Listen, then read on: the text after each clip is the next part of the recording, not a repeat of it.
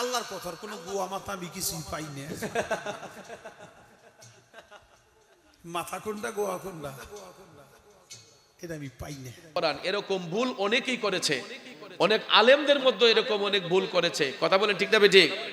শুধু সাধারণ বাউলদের মধ্যে নয়, আলেমদের মধ্যে এরকম ভুল অনেকেই করেছে। তো ভুল তো মানুষেরই হয়, উনি যদি তওবা করে ফেলে আর এরকম ভুল করবে না, আল্লাহ তাকে ক্ষমা করতেও পারে। ঠিক না ঠিক?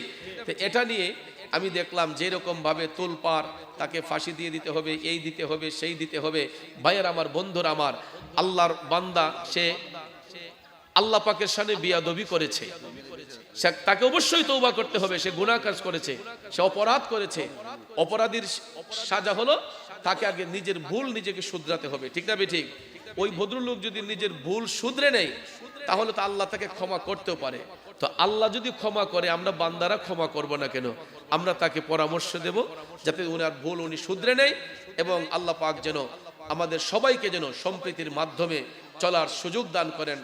গান করতে গিয়া উনি আল্লাহ পাক রব্বুল আলামিনের শানে উনি বিয়াদবি করেছেন, বা হয়তো তার এটা এই বয়েস বলতে গিয়া, কথা বলতে গিয়া হয়তো তিনি এটা গুস্তাখি করেছেন। সেটার জন্য উনি আল্লাহর কাছে তওবা করবে। কেন? আল্লাহ রাব্বুল আলামিন বলছে লা তাকনাতু মির রাহমাতিল্লাহ, যে বান্দা তুমি পাহাড় পরিমাণ গুনাহ করলেও আমি আল্লাহর রহমত থেকে নিরাশ হইবা না।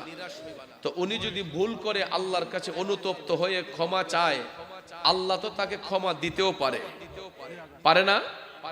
তবে আমাদের উচিত মানুষকে তার ভুল শুধরে নেওয়ার জন্য পরামর্শ দেওয়া। মানুষকে তার ভুল শুধরে নেওয়ার জন্য কি পরামর্শ দেওয়া। তো আমি পরামর্শ স্বরূপ যারা এই সমস্ত বাউল গানে যারা পালা করেন, আপনারা অনেক সময় আমি দেখেছি তারা কোরআনের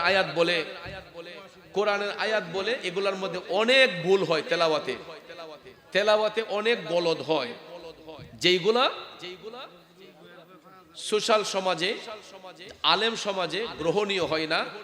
যেই কারণে অনেক সময় আমাদের কষ্ট হয়, আলেমদের কষ্ট হয় যখন তেলাওয়াতের মধ্যে গলদ হয়। তা আমার কথা হলো, যার যে পেশা সেই পেশা নিয়ে থাকেন, আপনি কোরআন তেলাওয়াত আগে শিক্ষা করেন, তারপরে কোরআন তেলাওয়াত করেন। ঠিক না ঠিক?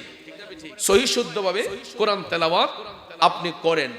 কিন্তু আমার পরামর্শ হলো, না যাই না ভুল কোরআন শরীফ তেলাওয়াত করা, এটা আদবের খেলাফ হয়। এই জন্য তৌহিদি জনতার নামে যারা, আমি ওই দিন দেখেছি একটা মিডিয়াতে তাদেরকে আঘাত করেছে, মারপিট করে পানিতে ফেলে দিয়েছে। এটা আবার সম্প্রীতির মধ্যে আসে না। একটা মানুষ যদি ভুল করে তাকে ভুল শুধরাতে দিতে হবে, তাকে তওবা করান, তাকে ধরে তওবা করান। এরকম ভুল অনেকেই করেছে, অনেক আলেমদের মধ্যে এরকম অনেক ভুল করেছে। কথা বলেন ঠিক না ঠিক? শুধু সাধারণ বাউলদের মধ্যে নয়, আলেমদের মধ্যে এরকম ভুল অনেকেই করেছে। তো ভুল তো মানুষেরই হয়, উনি যদি তওবা করে ফেলে আর এরকম ভুল করবে না, আল্লাহ তাকে ক্ষমা করতেও পারে। ঠিক না ঠিক? তো এটা নিয়ে আমি দেখলাম যে এরকম ভাবে তোলপাড়, তাকে ফাঁসি দিয়ে দিতে হবে, এই দিতে হবে, সেই দিতে হবে। ভাইয়ের আমার, বন্ধুর আমার, আল্লাহর বান্দা সে আল্লাহ পাকের সামনে বিয়াদবি করেছে, তাকে অবশ্যই তওবা করতে হবে। সে গুনাহ কাজ করেছে, সে অপরাধ করেছে।